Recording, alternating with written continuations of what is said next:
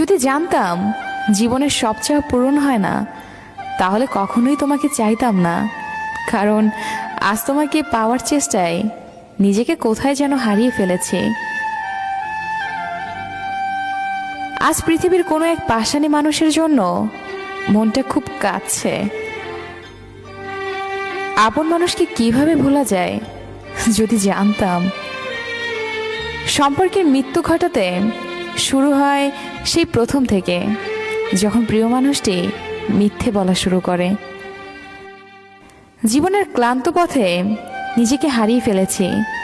চলতে চলতে আজ অচেনা পথে এসে দাঁড়িয়েছি, তবু পেলাম না সুখের দেখা।